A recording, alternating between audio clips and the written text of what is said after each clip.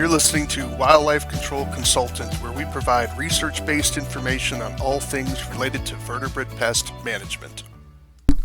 Hi everyone, Stephen Vantassel here, Wildlife Control Consultant, bringing you another podcast of the Wildlife Control Consultant podcast. Alright, it's a little repetitive there. Nevertheless, hey, glad to have you on board. I hope your week went well.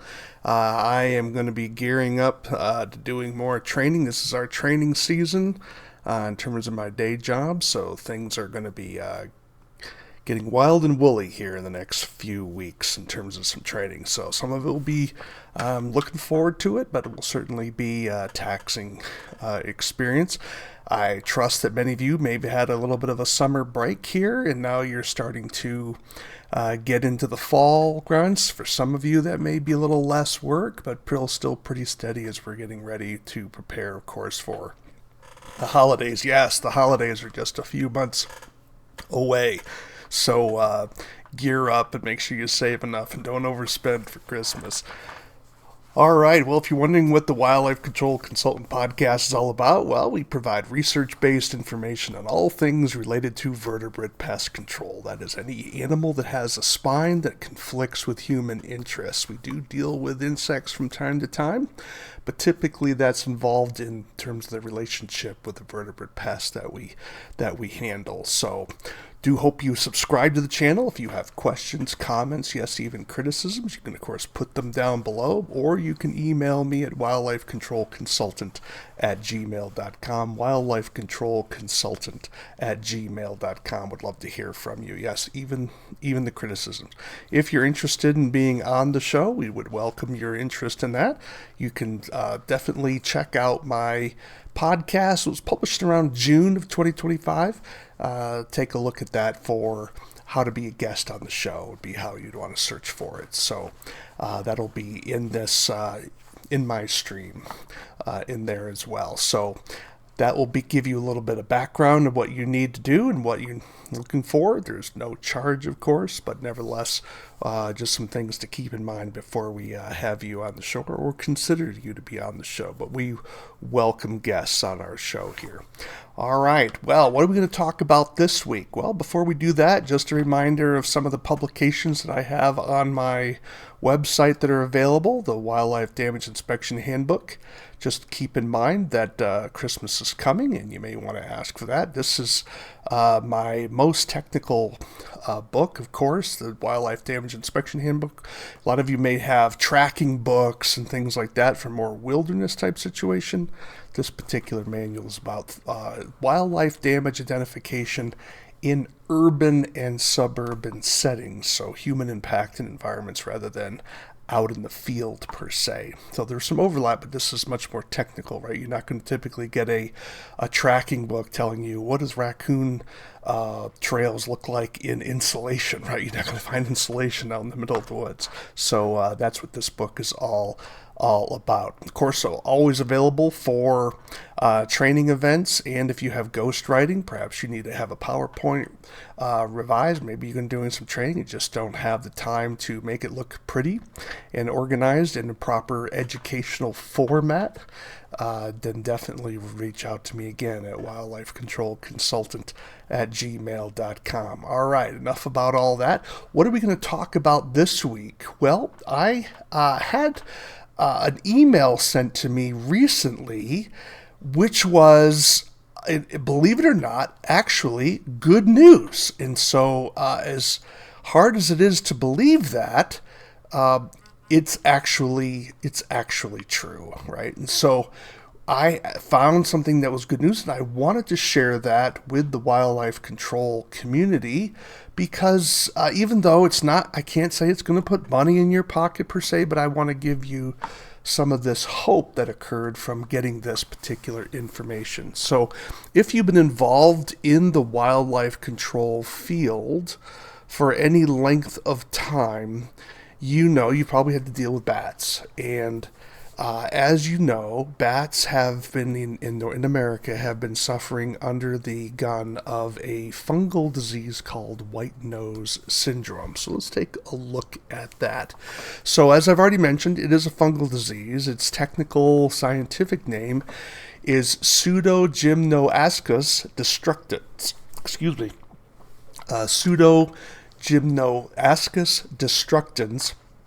And the fungus originally came from Europe, and the belief is that perhaps a spelunker, as someone who goes down the caves, did some cave work in Europe, came to the United States, didn't realize that his equipment was contaminated, and spread the fungus here into a cave into the United States. That's the theory, anyways. And so what happens is this fungus attacks bats, and the fungus survives, or thrives, I should say, in cold, wet, dark environments, which is typical of fungus. And the bats contract this fungus. It attacks their skin, and it forces them to wake up more often during the wintertime, causing them to burn up calories. And the result is they starve to death.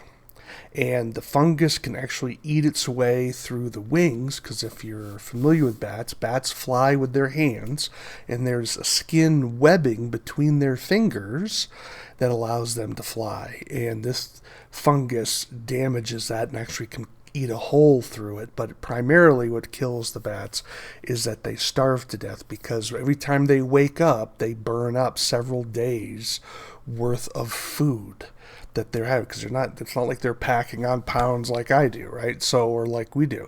But nevertheless, these bats are dying. And in fact, little brown bats have suffered enormously. And the fact of the matter is that millions of bats in the United States have died from this infection. And it is truly devastating. Some wildlife control operators have seen significant drops within their businesses.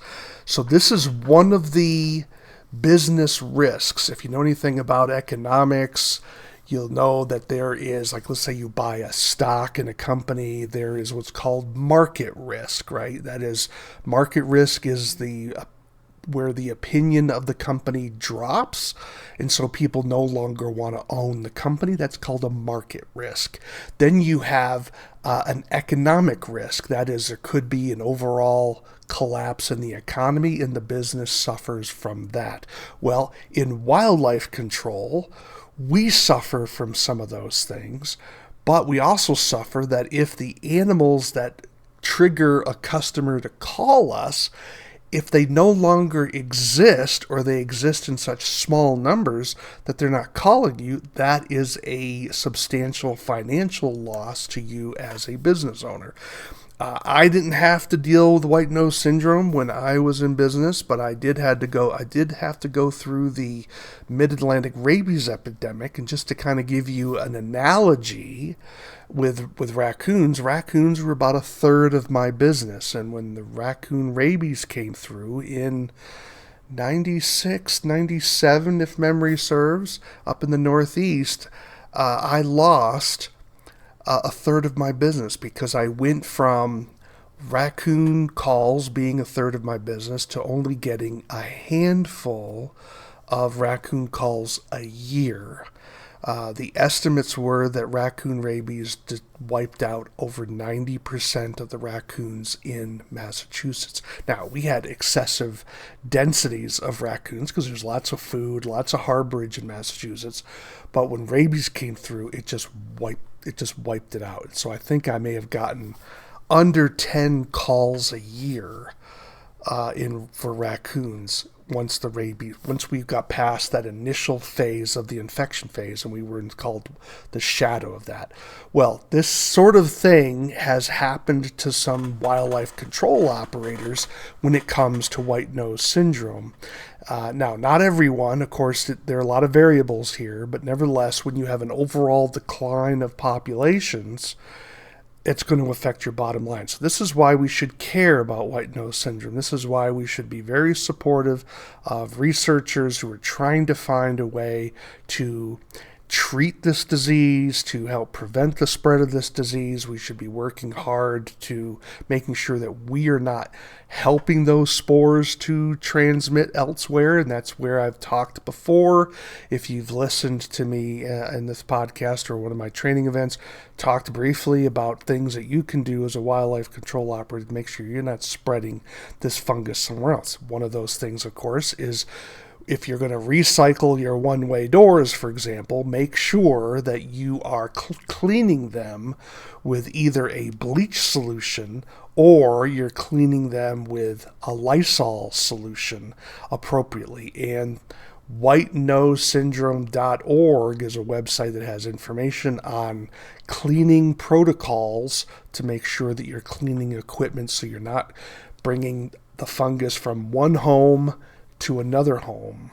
And again, that does raise costs to businesses, and also the time, of course, but nevertheless, it's something you need to do. So this has been a devastating disease, okay? And so hopefully we have some solutions. And so when I got this email, well, let me not get ahead of myself. Let me go a little bit further about how devastating this particular fungal disease is to bats. So within the United States and Canada, there are 47 species of bats identified. Now, you may see different numbers. Sometimes there's a little bit of debate about, how we're classifying some of the species. I'm not doing it, but the biologists, the people that really know this stuff, so it could be 47, 48, 46. But anyways, like a good number to use is 47, okay? And of the 47 species we have in the United States and Canada, 12 of them have been confirmed to contract or have the indicators of white nose syndrome. And I have listed those for you here, along with their scientific names. Some of these animals are endangered or proposed endangered. So this is serious. Generally speaking, these are bats that are colony bats and bats that would hibernate, of course, in caves. Bats that are more loner bats, they just sort of hang out by themselves, obviously are going to be less susceptible or less at risk because of because of their behavior. If you don't go to an area that's contaminated, you're not going to catch the disease, right? Or they may have an inbuilt resistance to the disease that we don't know, right? So this is an ongoing knowledge thing. So they're looking into it, they're watching it, and so things change, right? Several years ago, there was a belief that the Rocky Mountains, for example, wouldn't get white nose syndrome. And so the belief was, as our climate was too dry, maybe the elevation was too high, that the fungus couldn't thrive here. Well, several years ago in my own state of Montana, white nose syndrome, or I should say the fungus, was identified, and then, of course, then they're looking for confirmation of the infection within bats. And so, generally speaking, yeah. And so they usually wait a couple years. They identify that the fungus has been found, and then they monitor the bats to see if they can get confirmation that the fungus has caused white nose syndrome, right? So, because a bat could have the fungus on them when they swab, but not contract the disease. So, just why there's usually a couple phases treatments before they decide whether that's actually there or not. So let me show you a map to sort of express that for you. So it started it was identified in 2006, and they believe it probably started in 2005. And then, of course, it just exploded across the country. You can see the calendar here, over to your right, where it starts at 2006, going all the way down to 2005. So this map tends to be updated when they have new information. And so this is the most recent information that I have from August of 2025. I know that Montana reported its data recently, so I would assume that's either going to be part of maybe the September edition, or maybe it's been already incorporated here into the August edition. I don't know the answer to that, but you can see how it's in the Rocky Mountains, and it even jumped, and it's even over into the Washington state and also into California. Think about it, down here in a dry a state as Arizona, it has been found. And so you can see how they have these occurrences, whether it's, detected and it's confirmed, suspected. So there's all these suspicions, right? So here we have PD positive, which means they found the fungus, and then they're looking at whether it's suspect or whether it's been confirmed. And so once we get into that deep blue, it's definitely been confirmed. So there are things, so expect in the next couple years, a lot of these orange and red areas are probably going to turn blue. And of course, that's not what we want, but we should not be surprised if it actually happens. So with all the deaths of these bats, with the infections continuing to spread across the United States, putting a lot of bat populations at risk. And just to give you an idea, some of these bat populations die off at over 90%, right? And so I think with little brown bats, I think it's over 95%. Just devastating, where they would have 10,000 bats in a cave, and they come back and there's like 50. Okay, just the floor is just littered with dead bats. And so you can just imagine the horror of a researcher coming in there and just seeing this. It's a stunning event. You may think, oh, what's the big deal? It's bats. Well, let's say you're a duck hunter, right? And you love ducks and you love hunting ducks, and you go out to your favorite duck pond, and all you see is the pond surface covered with dead bodies of ducks. That same type of pain is what these researchers are going to face. And you should feel a little bit of this concern, because many people in the wildlife control industry make their living off of handling bat problems, okay? So we're solving a problem for a client, but understand we need to have the underlying organism, right? And so I hope that even when you're controlling the damage caused by these various animals, that we don't hate the animals, right? I don't hate raccoons. I like raccoons, right? So we should have a reasonable respect and want these species to continue. Our job is to help restore balance between nature and, of course, humans. So this is all the bad news, all right? I hope I kind of got that through. Here's the bad news. Now, what's the good news? Okay, well, recently, this article was published in 2019, if I remember correctly, and the title of the article is "Virally Vectored Vaccine Candidates Against White Nose Syndrome Induce Antifungal Immune Response in Little Brown Bats, Myotis lucificus." And the first author is a person known as Dr. Tonie E. Rocke, Rocke. Tonie is spelled Tonie. She is I would presume to be an expert in vaccines, because she seems to be doing a lot of work in this particular area. She has even done work in the area of bat rabies.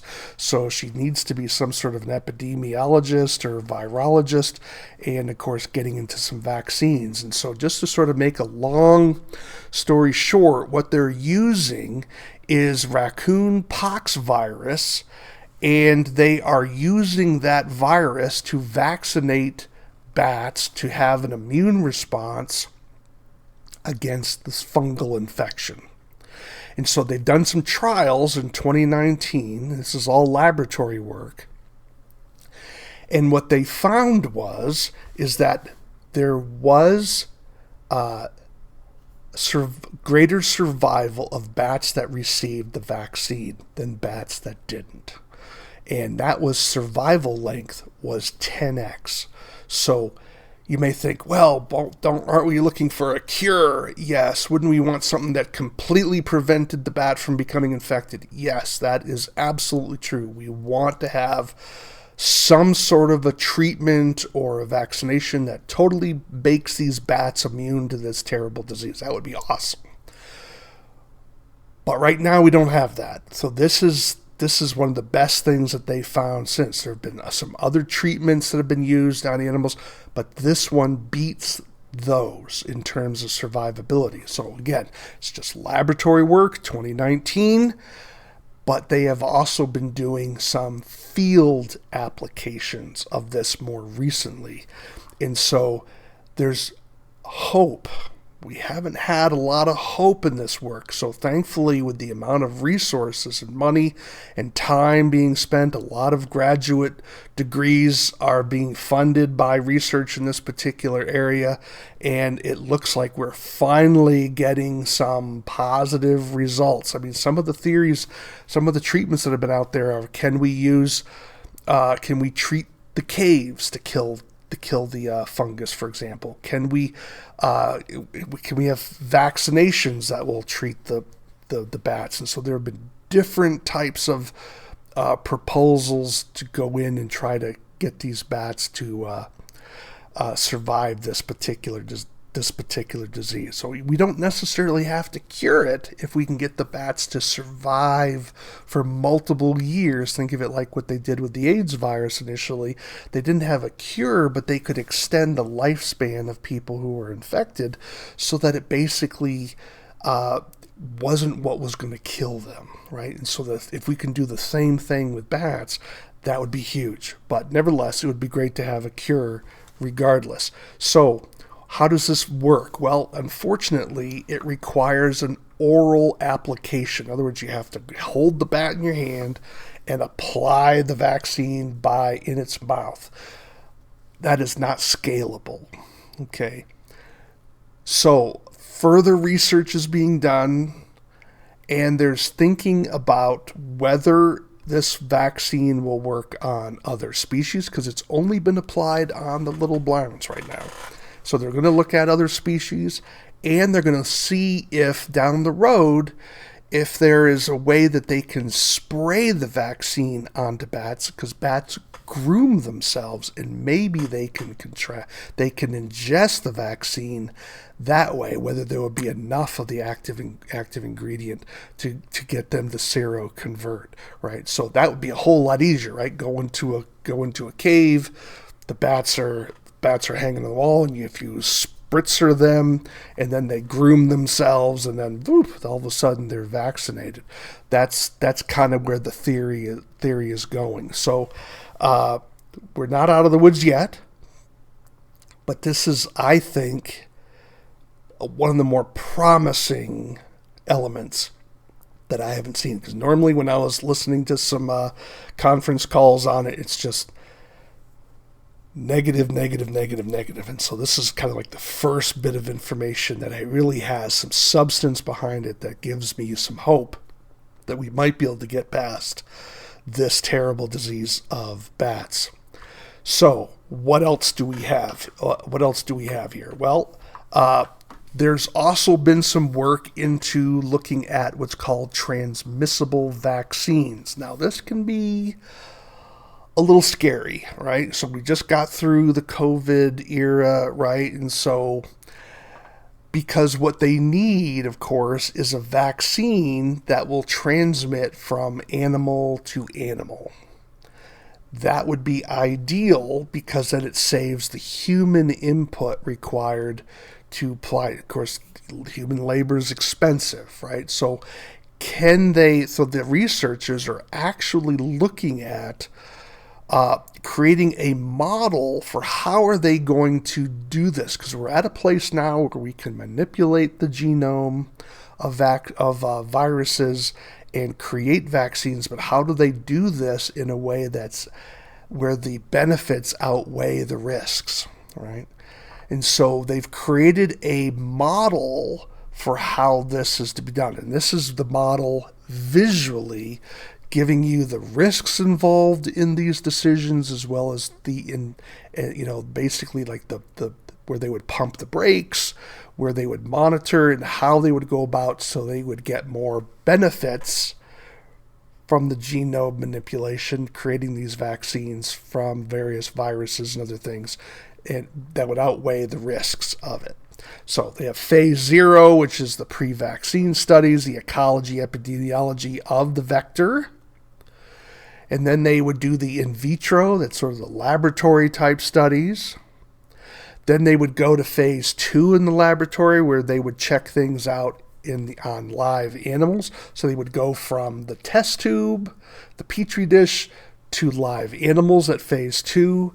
And then, of course, they're checking this stuff along. Is there characteristics of these viruses that could, kill humans, kill other animals, this sort of thing. So this is going to be very difficult. It's going to take a lot of work. And then lastly, doing what's called a contained field trial. That is, you let the virus or the vaccine go out into the wild, but in an area that would be more isolated, so that if something went wrong, that virus wouldn't jump out into a broader geographical area. It certainly makes a lot of sense, and it certainly shows a level of self-reflection and engagement that we would hope scientists would do. But I'll tell you, it's given what we've been through in the last several years, it's a little scary because it requires a lot of trust, right? We have to trust people that are basically handling some of the foundation pieces of what we call life. Right. Now, I think life is more than our DNA, but nevertheless, you're working at some foundational type blocks of how God built life. Okay, so this is it has a lot of promise, but there are certainly risks that need to be identified. And this particular outline acknowledges that, and that is a positive thing. And so this is something that you as a wildlife control operator, obviously it's not going to impact your business in the short term, but you as just a member of the planet, member of the human community, need to be thinking about some of this stuff, and that these researchers are doing something that could potentially impact your business, your livelihood, how you handle your clients, the types of challenges that could occur. And you need to be aware of this, that something could happen down the road that would impact your business for good, for bad, maybe neutral. So I don't want you to spend a lot of time on it. That's part of the reason why I'm here, just making you aware that things are in motion where they're looking, because they're wanting to create transmissible vaccines just because they're so much more convenient and save so much labor, and they become self-perpetuating. And if you know anything about the cost of vaccines, that would be huge, right? Either positively or negatively. So what does this mean for you as a wildlife control operator, as a pest control professional? Well, it helps you answer client questions, right? Like, say, you may be mentioning the issue of white nose syndrome. If you're dealing with a client who has bats, they may be concerned about the spread of white nose syndrome. Perhaps you're bringing it up because you're trying to follow proper white nose syndrome protocols to prevent the spread of this particular fungus. And they may ask questions about it. So hopefully this podcast will help you be more informed about that and just talk a little bit about white nose syndrome. Even though my emphasis wasn't an analysis of the disease itself, you get a few basic things, and also that there's been some hope on perhaps getting a treatment that's suitable for bats. And secondly, I want you to have hope, right? I'm really glad I have hope on this, and it's pretty discouraging, right? I like bats. I want to keep them around. I don't want them in people's houses, but I like bats, and I hope you like bats too. And we really want bats because they really perform a lot of important environmental services for us. I would much rather have bats killing mosquitoes, and although that's not as common as people might think, but nevertheless killing insects that are going to be harmful for us, because that's what God made them for, right? And so we want bats around. They're just part of our ecosystem, and there's a role that they have, and I just think it's important to keep them around. So this is a good thing by some of this research, that perhaps it reduces the risk of another bat species going into threatened and endangered. classification, right? So we don't want animals becoming threatened and endangered. We want to have that harmony with nature, so that we're not making species, wildlife species, go extinct. We want the species to survive. We don't want white nose syndrome to affect other species. Okay. And then if that doesn't mean anything to you, I hope it matters at least as far as your job is concerned, because white nose syndrome could have significant negative impacts on your jobs. Because if we have more and more species going into threatened and endangered systems, that means there could be more regulation on you as a business owner. That means if you may have to get a permit to go do bat control in a house, because you may need to get verification that that endangered species aren't in that bat house. There could be a lot of things, and that's going to just increase the cost for you and increase the cost of to your consumer, and you may not be able to pass all those costs on to your consumer. So these are some things that we certainly don't want to have. And then, of course, having lowered need of white nose syndrome protocols. That's not the case at the moment. But wouldn't it be awesome if we could go back to the day when I was doing bat work where we didn't have to worry about it? That would be awesome, right? So I can't imagine. Well, I can imagine somewhat, but it'd be just devastating to have to just keeping separate clothes, making sure I'm only going into someone's attic if absolutely necessary, unless I'm doing work, because I didn't want to have to go through the whole decontamination protocol. It would be a pain in the butt, right? So necessary, but wouldn't it be awesome if we didn't have to do that anymore? And I hope you're doing it, right? And if you're the problem sometimes is people say, I don't care, and they're not going to tell me what to do. Well, I hope that's not you, right? I hope that you care enough about bats that you don't want to spread this fungus, even if it just means for your own business. But nevertheless, it would be great to go back to a time where we didn't have to worry about white nose syndrome protocols. So what are some resources for you? I'm going to put a couple. I've already mentioned the whitenosesyndrome.org. Certainly that's a wealthy site, a great site to use. You also have the YouTube video. If you want to learn more about this professor's research, this YouTube video is a little over 14 minutes. But it's well done. It's a PBS video, and you can look it up online, of course, Stopping White Nose Syndrome, and you'll get to the particular video, and you will learn about the research this lady is doing along with her team. It's not just her alone, with her team, and they are doing this work, and I hope you would be as at least empowered, uplifted by the important work that Dr. Tonie is involved with, Dr. Tonie Rocke. I think this is great, and it's just one of the things where she's, employing her role as someone in the image of God, using her gifts to push back the force of the fall in our environment. And it's really a great thing to see that she's doing that, even if she doesn't acknowledge what she's doing on a theological level. But nevertheless, grateful for her work, and I hope that she's successful, and I hope other researchers find other ways of doing this type of thing so that we can get this scourge off of our bats and get those bat populations back to where they need to be for all of our sakes. Another publication talks about the future strategies for addressing white nose syndrome. It's kind of a short document by the USGS, but the USGS, in the United States Geological Service, is really an incredible organization. They're really doing a lot of work in the wildlife area. You would think it's U.S. Fish and Wildlife Service, so there seems to be a little competition between these two agencies. But nevertheless, it's very short. If something you're interested in reading, you can certainly download this. It's your tax dollars at work, so there's no charge for you to download it, right? I don't call it free because our taxes pay for it. But if you're just wanting to see what their strategy is for the future, and they have all these basic bullet points of what they're trying to do as they're trying to organize how, because this is a grant funder, they're going to put money out there, they're going to have resources put in either through their workers or through grants. I know the U.S. Fish and Wildlife Service, I believe, has grants as well. And so they're trying to coordinate all these efforts to try to get the most bang out of the dollar, right? Which is what we always want government to be doing.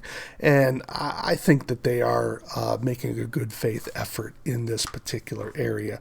And I wish them all the best for all of our sakes, for the sake of bats as well. Well, I hope you found that information useful. I'm Stephen Vantassel. I'm your host for the Wildlife Control Consultant podcast.